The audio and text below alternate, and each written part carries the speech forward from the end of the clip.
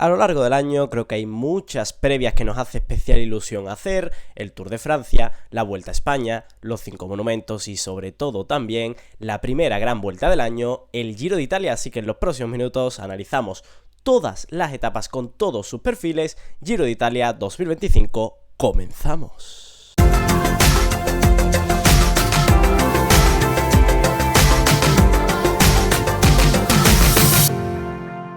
Pues después de varias semanas ausente en el canal por diversos motivos, estamos de vuelta con el Giro de Italia analizando todas las etapas de la que será la primera gran vuelta del año. En principio no podré hacer vídeo analizando los favoritos a ganar la clasificación general, aunque en principio parece que Juan Ayuso y Primož Roglič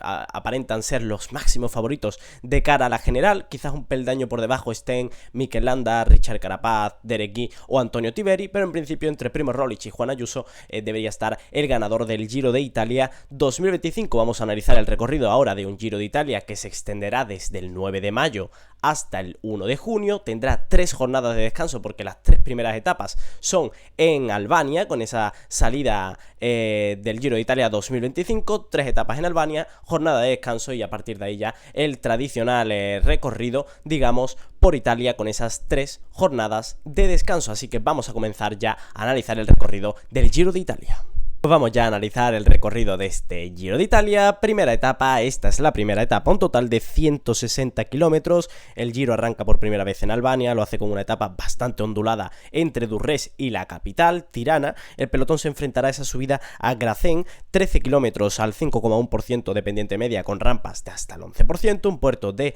segunda categoría y a partir de ahí esa doble subida al puerto de Surrel que tiene este perfil particular, 6,9 kilómetros al 4,6% de pendiente media, un puerto que no es nada duro, que en su segunda subida se corona aproximadamente 11,3 kilómetros de meta, por lo que sí puede haber algún movimiento de cara a la general, pero en principio no deberían cobrarse ventajas de más allá de 15-20 segundos, así que primera jornada muy nerviosa. Van a querer también los sprinters tener sus opciones de llevarse la primera maglia rosa, así que ya digo, jornada muy nerviosa en la que en principio veremos pocas diferencias de cara a la general. Creo que es un formato de etapa bastante atractivo, como ya hemos visto en algunos inicios de etapa del Tour de Francia. Es algo mejor seguramente que una crono por equipos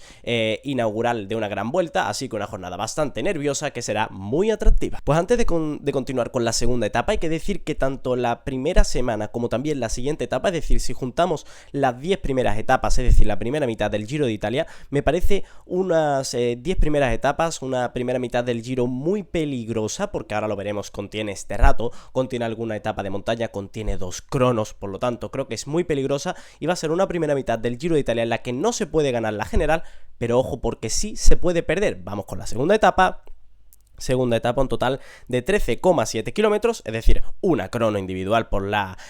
capital de Albania, por Tirana, primera prueba contra el crono y será el primer test serio para los hombres de la general, porque es verdad que es una crono corta, pero es verdad que el trazado es muy técnico y explosivo, con un repecho de cuarta categoría que podemos ver aproximadamente a mitad de la carrera, una jornada en la que los especialistas deberían llevarse la victoria y los favoritos deberán evitar sorpresas. En principio, ciclistas menos croners como Landa o como Carapaz, en principio en 13,7 kilómetros, no deberían dejarse grandes diferencias con respecto a Ayuso o a Primož Roglič. En la tercera etapa ya va llegando la montaña, 3.000 metros de desnivel positivo. Esta será la etapa que se encontrarán los ciclistas el domingo 11 de mayo, una etapa de 160 kilómetros como en la primera jornada, una etapa con un recorrido bastante atractivo para el espectador que esté allí en vivo, una salida y llegada en la localidad de Valona y una subida que será el punto más importante de la etapa, la subida a Llogara, un puerto exigente que sí que puede romper el pelotón, tiene este perfil particular 10,5 kilómetros al 7,4% de pendiente media, un puerto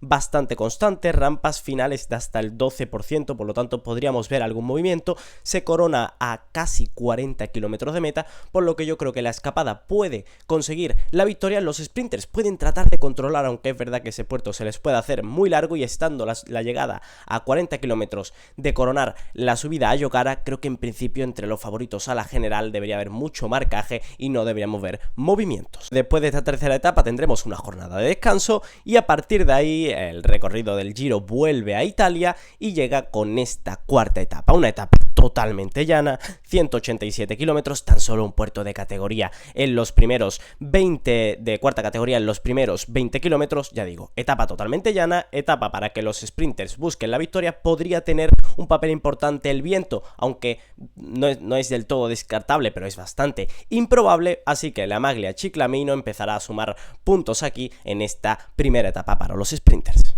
Y después de una jornada para los sprinters, la siguiente etapa será esta, una jornada que podría tener también una resolución al sprint, 151 kilómetros,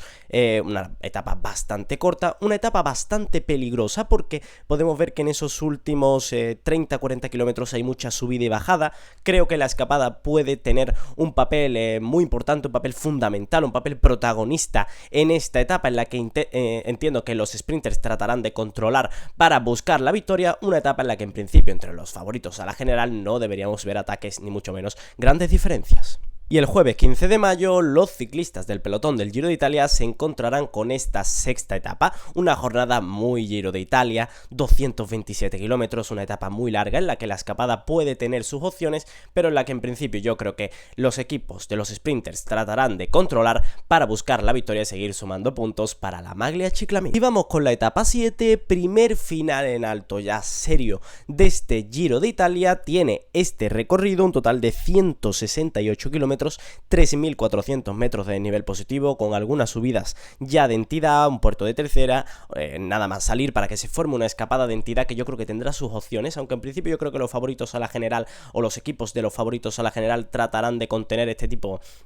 de ataques o como mínimo la diferencia con respecto a la escapada para buscar la victoria en la subida final a Tagliacozzo. Luego tenemos también un puerto de segunda, otro puerto de segunda bastante largo, 21 kilómetros al 3,6% de pendiente media, y todo para llegar a ese puerto final a Tagliacozzo, un puerto que tiene este perfil particular,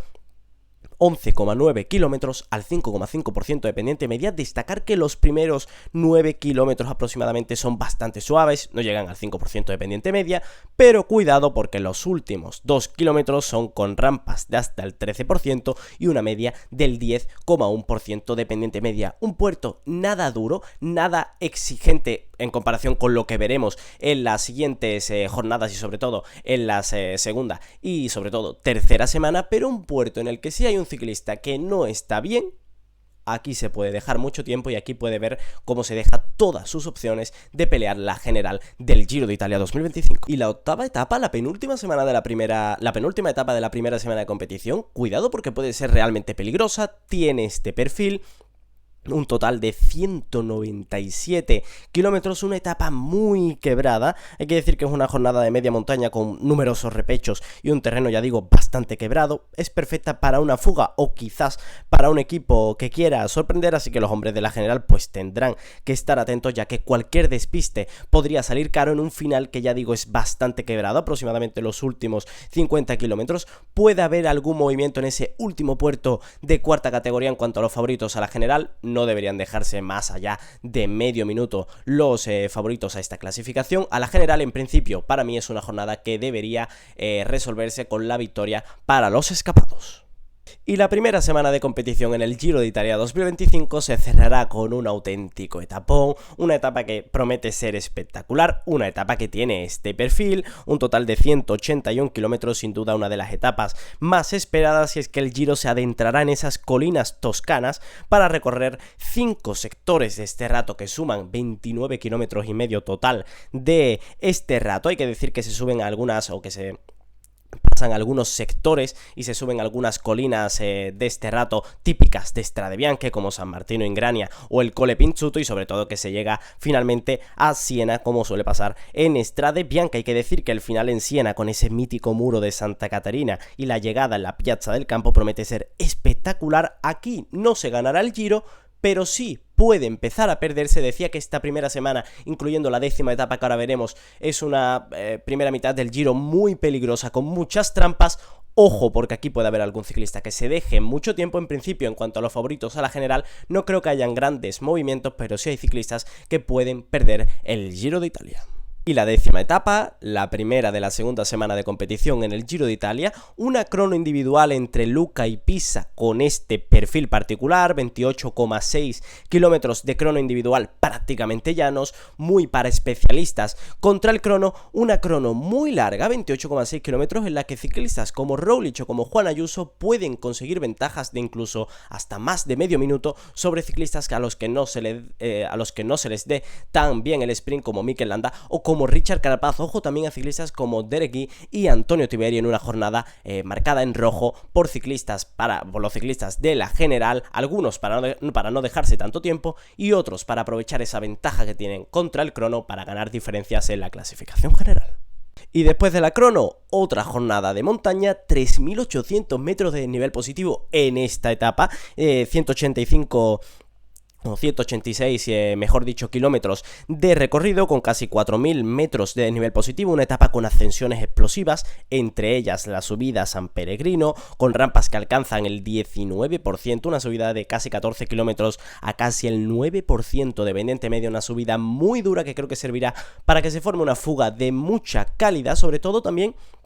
una fuga con ciclistas que se hayan podido dejar mucho tiempo en la primera semana de competición y que quieran recuperar ese tiempo para seguir peleando la clasificación general. A partir de ahí, un descenso muy largo, un puerto de segunda categoría, un descenso con subidas y bajadas y la subida final a Pietra di Vismantova, que tiene este perfil particular, 5,8 kilómetros al 5,8% de pendiente media, un puerto bastante constante, la rampa más dura llega al principio, al 10%, un puerto nada duro, puede haber algún movimiento de cara a la clasificación general. Yo creo que lo principal sería, o lo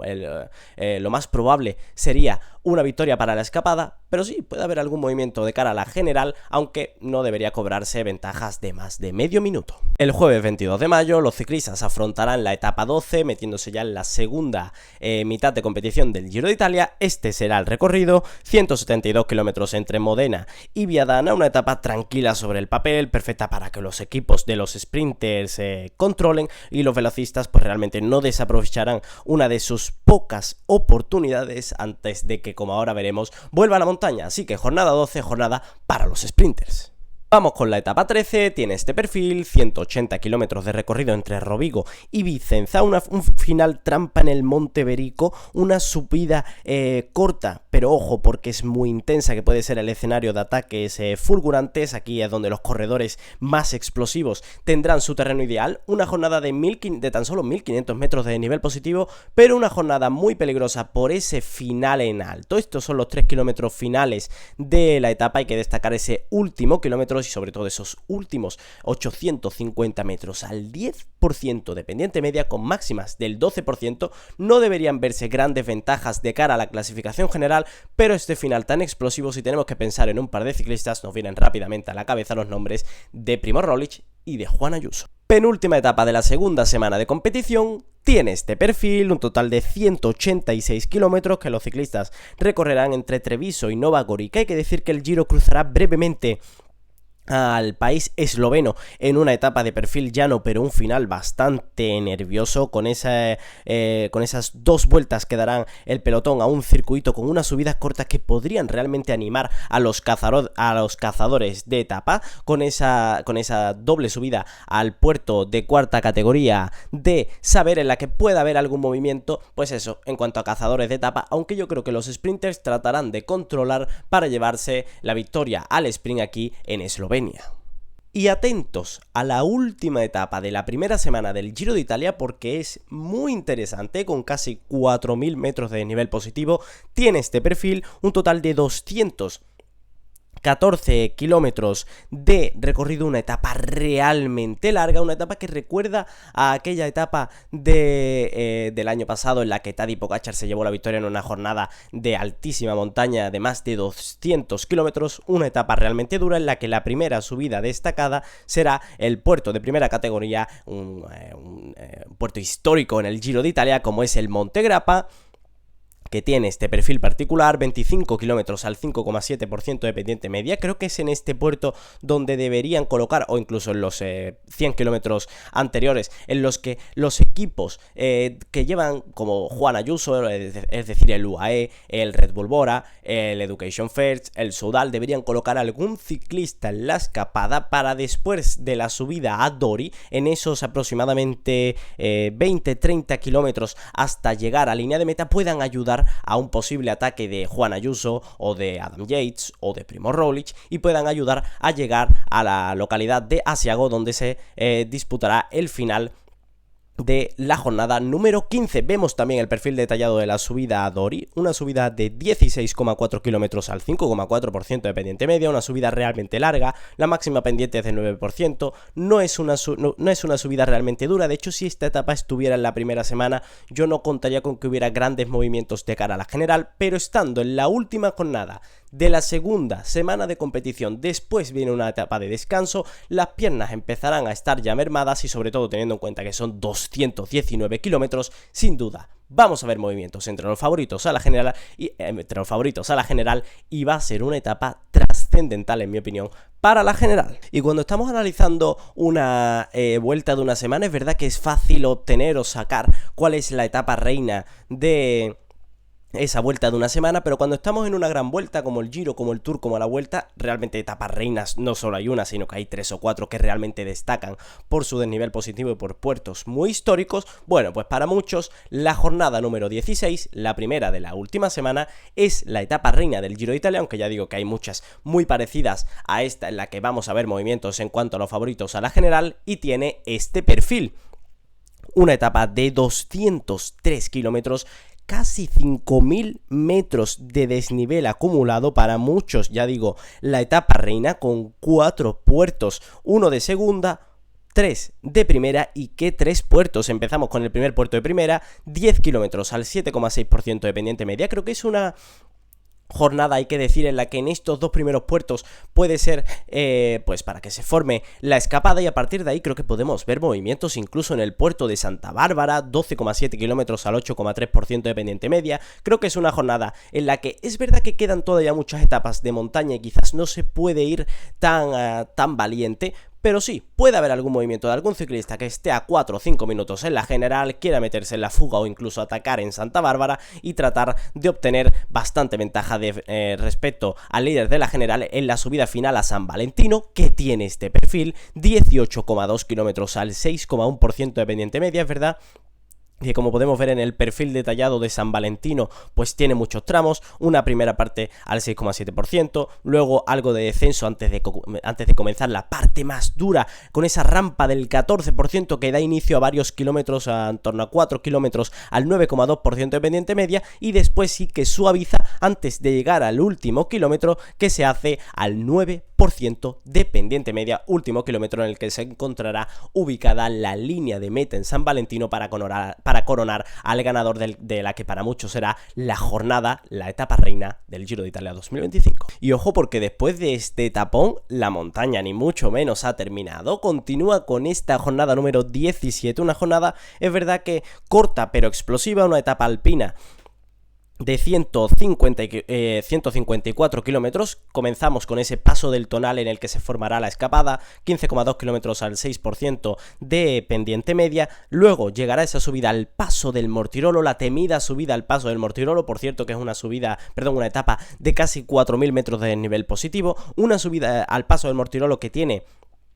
este perfil particular, 12,6 kilómetros al 7,6% de pendiente media, una subida realmente dura, rampas máximas del 16% y unos últimos kilómetros al casi 10% de pendiente media, que podrían propiciar incluso algún ataque tempranero, ya que se corona aproximadamente 45-50 kilómetros de meta. A partir de ahí, descenso del Mortirolo y otra vez vuelve a picar hacia arriba en una especie de falso llano antes de llegar a la última subida a Le Monte, un puerto de tercera categoría en el que podemos ver algún movimiento de cara a la general. En mi opinión, después de ver lo que ha sido la anterior etapa, creo que esta es una jornada para la escapada en la que no veremos grandes movimientos de cara a la general, pero cuidado porque hay recorrido para que veamos mucho espectáculo también entre los favoritos a la clasificación general. Pues después de tanta montaña llegará una jornada de transición, la etapa número 18, con este perfil, una etapa realmente corta, 144 kilómetros, será una jornada de transición antes del gran desenlace